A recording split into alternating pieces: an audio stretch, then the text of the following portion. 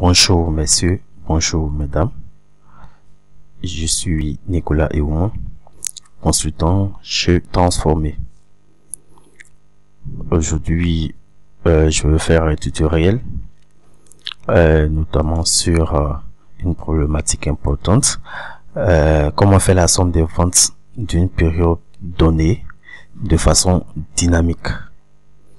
Et donc, pour ce faire, on aura besoin des fonctions somme, décalé, équive, jour. Il s'agit de quoi en réalité? Faire la somme des ventes ou la somme de certains paramètres de certains de nos produits de façon dynamique. Ok, voici ici j'ai un tableau de valeurs et pour chaque jour on a des ventes. Ici j'ai pour le cas simple d'une personne qui vend de la ticket pour être vraiment très terre à terre. Donc la personne vend de la ticket, des tomates, du poisson thon, de l'huile, et voici le total de ses ventes. Notamment on pense au garba habituel, mais il n'est pas question de ça.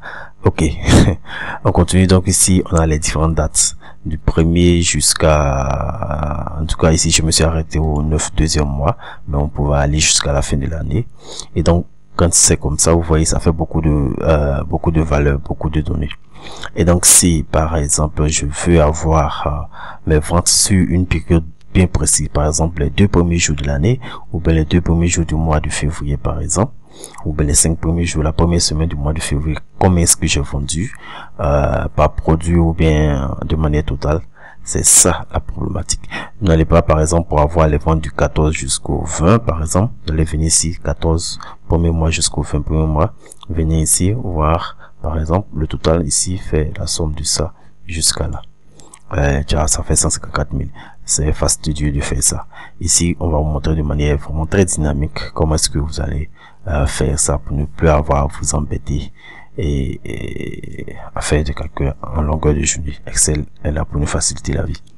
Ok, donc j'ai ici ma date de début, la date de fin, et ici c'est la somme qui est là. Ici j'ai mis le nombre de jours. Et ici j'ai mis la position. Il s'agit de quoi? Je veux avoir les ventes du 2 premier mois 2018 au 3 premier mois. Combien est-ce que j'ai vendu? Donc ici du 2 jusqu'au 3, combien est-ce que j'ai vendu? Ici la somme des deux, ça fait 48 759. Ce sont les 48 759 qui sont là. Si je veux avoir du 2 jusqu'au 5 par exemple, 5 premier mois, hop, ça te le automatiquement. Et ici, on a 89 000 du 2. Voici du 2 jusqu'au 5. Du 2 jusqu'au 5, donc je fais la somme de 3. Enfin, les 89 825. Donc, c'est de ça qu'il est question. Donc, je peux choisir du 2, deuxième mois, par exemple, au fond là-bas, jusqu'au 5, par exemple, deuxième mois. Du 2 jusqu'au 5, deuxième mois. Quelque part au fond là-bas, du 2 jusqu'au 5, c'est du 2 jusqu'au 5 février.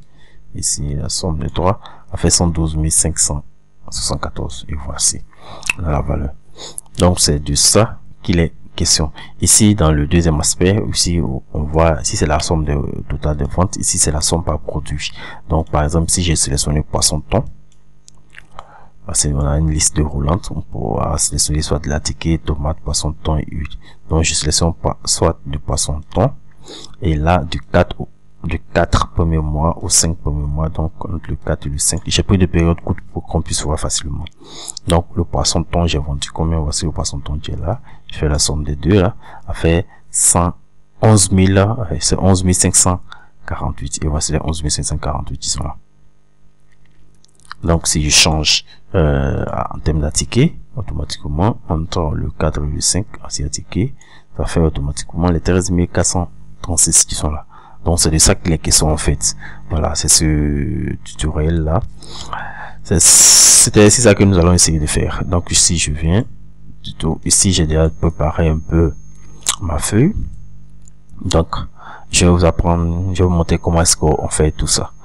Donc j'ai déjà préparé un peu ma feuille, j'ai mis ici date de début, date de fin, la somme ici, nombre de jours, position. C'est la première partie et puis ça c'est la deuxième partie. Comme je l'ai dit, on aura besoin des fonctions somme, décalée, jour et équive. Ok, Donc, première des choses, ici, date de début, c'est une date que vous rentrez, je vais mettre le 1er 2018. Une date de fin, par exemple, je vais prendre le période courte, je mets jusqu'au 4, par exemple, au 4 premier mois 2018. Ok. Donc, le premier aspect, ce sera de savoir quel est le nombre de jours entre ces deux dates. Donc, je vais utiliser ici la fonction jour. Jour avec S qui me donne, calcule le nombre de jours entre deux dates. Donc, il me demande la date de fin, la date de début. Je ferme la parenthèse, il me dit que ça fait 3 jours. En réalité, ça fait 3 jours exclu le premier jour. Donc, je vais ajouter plus 1 pour qu'il prenne en compte le premier jour. Donc, s'il me met une date, je change de format ici, je mets standard. Ça fait 4 jours. Donc, du 1er jusqu'au 4, notamment, ça fait 4 jours. Un peu de mathématiques pour avoir le nombre de chiffres. Par exemple, entre 0 et 9, ça fait 10. De 0 jusqu'à 9, ça fait 10 éléments. Donc, on fait 9 moins 0 plus 1. Un peu de mathématiques. Ça fait 10 chiffres. Ok, donc ici, du 1er jusqu'au 4 aussi, c'est comme ça. Il y a le 1er, il y a le 2, il y a le 3, et puis le 4 lui-même. Ça fait notamment les 4 jours qui sont là.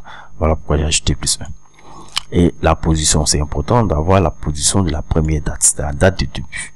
Du coup, on va utiliser ici la fonction EQUIV. C'est elle qui permet d'avoir la position d'un élément dans un tableau. Je clique sur EQUIV, sa syntaxe c'est valeur recherchée, le tableau de recherche et le type. Valeur recherchée, c'est la valeur que je cherche. Il dit ma date de début, donc je clique là. Après, le tableau de recherche c'est l'endroit où il doit aller chercher cette date là. Donc je vais sélectionner la colonne des dates, donc je sélectionne jusqu'à là, point virgule. Donc il me demande la correspondante. 1 c'est inférieur, 0 correspondant exact, donc c'est 0 que je vais prendre correspondant exact et je ferme la parenthèse.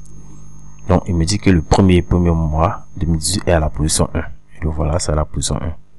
Si je change ici, je mets le 2 par exemple, il va me dire que c'est à la position 2 par exemple. Ok, donc c'est de ça que les questions. Donc je connais le nombre de jours entre ces deux dates et je connais la position de la première date, de la date de début. Ok, maintenant donc j'ai utilisé qui, j'ai utilisé jour et somme décalée. Ici c'est l'imbrication de deux fonctions, la fonction somme et la fonction décalée. Ok, donc ici je vais mettre d'abord somme égale somme. Je clique sur la fonction somme et j'imbrique avec décalé en même temps. Je clique décalé. Ok, donc la parenthèse s'ouvre. Décalé, c'est son argument, il y a la référence, les lignes, les colonnes, la hauteur et la largeur. Quand c'est un crochet, ça veut dire que c'est pas nécessaire de renseigner. Par contre, les trois premiers, c'est nécessaire. Ici, on aura besoin de la référence. La référence, c'est le point de départ à partir duquel la fonction doit décaler. Donc, je mets date là. Je suis sur la date, c'est un point de départ à partir duquel il va décaler soit pour partir dans ce sens ou pour descendre. Ok. Donc, je me sépare, je dis ligne. La ligne, il me demande c'est à partir de quelle ligne il doit décaler. Il doit décaler à partir de quelle ligne. Et moi, automatiquement, je vais le dire à partir de la position de la date de début. Normalement, c'est à partir de la date de début qu'il doit commencer à compter. Donc, moi, je lui dis à partir de la position de la date de début. Donc, je prends la position. Et colonne, il me demande, il doit décaler de combien de colonnes. Moi, je vais lui dire, si je compte 1, 2, 3, 4, 5. Total, avance à la 5e colonne. Donc, je lui dis, décale jusqu'à la 5e colonne. Et là, il me demande la hauteur. La hauteur, c'est en fait le nombre de données qu'il doit additionner. Donc là, le nombre de données qu'il doit additionner ou bien qu'il doit parcourir. Donc là, la hauteur, c'est important de le renseigner. Je vais renseigner le nombre d'éléments qu'il doit renseigner, c'est du premier, entre la date de début et la date de fin. C'est-à-dire les valeurs qui correspondent de la date de début jusqu'à la date de fin. Donc, je vais sélectionner le nombre de jours entre les deux dates. C'est ce qui va me donner la hauteur d'éléments à additionner. Je finis ça, je ferme ma parenthèse et je clique. Il me dit, ils ont détecté une erreur, que si je veux accepter la correction, notamment, il y a une parenthèse que j'ai pas mis. Je fais OK. Automatiquement, ça me fait les 94 019. On va vérifier. Ici, du 1er au 4. Du 1er au 4, la somme totale, ici, 1, 2, 3, jusqu'au 4, ça fait effectivement 94 14 019. Voici, on vient de faire le premier aspect. Donc maintenant, vous savez comment est-ce qu'on fait la somme, par exemple, du 3 jusqu'au 7. Vous pourrez notamment le faire facilement. Si je prends ici le 3, hop, je prends ici, si je prends du 3 jusqu'au 3 premiers mois, jusqu'au 5 par exemple. Le 3 jusqu'au 5 par exemple.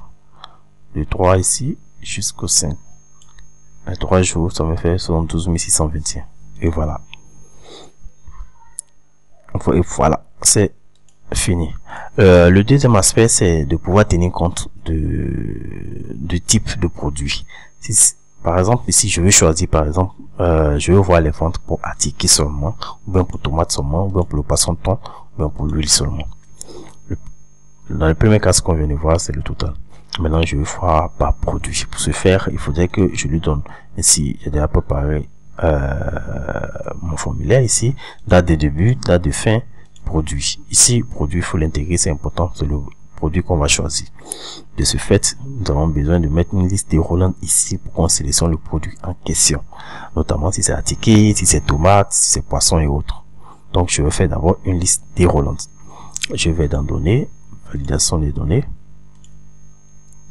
autoriser, je mets liste. Il me demande la source de données, je prends article, poisson thon jusqu'à huile. Et je clique sur OK. Ici, j'ai ma liste déroulante. Je peux sélectionner l'article, je peux sélectionner les tomates, je peux sélectionner poisson thon et autres. OK, donc la date de vue, là, il vous suffit juste de renseigner une date. Je prends le premier toujours jusqu'au 4 par exemple, 4 premiers mois 2018. Ok, donc le nombre de jours, notamment c'est le nombre de jours, comme on vient de le voir, entre la date de départ et la date de fin. Donc je sélectionne directement ce qui est ici pour mettre là dedans. Voilà. La position, si c'est notamment, je peux prendre la position aussi, mais bon, si vous voulez, je vais le faire. Donc position, je prends index. Et pas index, mais plutôt équive. Équive va aller rechercher, c'est la date de début. Le tableau de recherche, c'est la même date. C'est le tableau de valeurs. Voilà, jusque là. Et puis, je prends 0, correspondant exact. On me dit que c'est la position 1. Et puis, la position du produit. Ok. La position du produit aussi, c'est important d'avoir la position produit qu'on aura sélectionné. Donc je vais mettre encore équive. C'est équive qui me permet d'avoir les positions. Donc on va aller rechercher si c'est le produit. Il va rechercher dans cette liste de produits. Et je mets 0 ici. Hop. Donc il me dit que poisson thon est à la position 3. 1, 2, 3. On a poisson thon. C'est à la position 3. Ok. C'est cool. Je prends article, il me dit que c'est à la position 1, effectivement article ici. Je prends par exemple huile est à la position 4. Donc c'est parfait. Maintenant encore, nous allons parcourir, faire notre somme décalée. En somme, je mets décalé.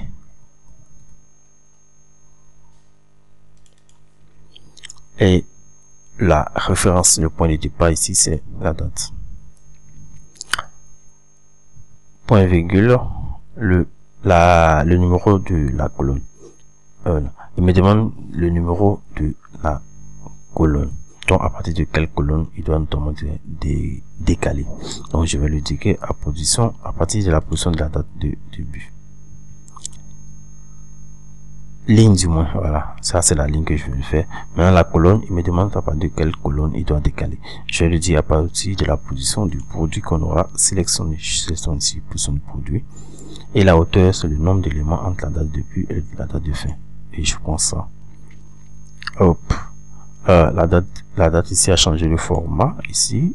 J'ai justement changé le format ici. Par format date, je mets standard. Ok, 4. Donc il me dit que du 1er au 4, pour le produit huile, est vendu 28 000. On va vérifier du 1er au 4, voici huile, du 1er jusqu'au 4 août, il a vendu 28 918. Effectivement, ça fait le 28 918. Voilà. Donc, c'est vraiment exact. Je sélectionne par exemple une autre plage du 2 jusqu'au 4, il me dit ça fait 15 000. Du 2 jusqu'au 4, toujours pour huile. 2 jusqu'au 4, ça fait effectivement les 15 415. Si par exemple je veux pour la même période, je veux voir à qui j'ai vendu combien. Voici qu'est-ce que j'ai vendu, ça fait 20 000. Si je veux voir pour tomates, j'ai vendu combien, je n'ai qu'à sélectionner tomates et ça s'actualise de manière automatique et dynamique. Donc si vous avez aimé, n'hésitez pas à vous abonner à notre chaîne YouTube, la chaîne YouTube de Transformé, pour avoir plus d'astuces et plus de tutoriels. Donc voici ainsi faire, ainsi montrer comment faire la somme des ventes d'une période donnée de manière dynamique. N'hésitez pas à vous abonner à notre chaîne YouTube. Ciao ciao.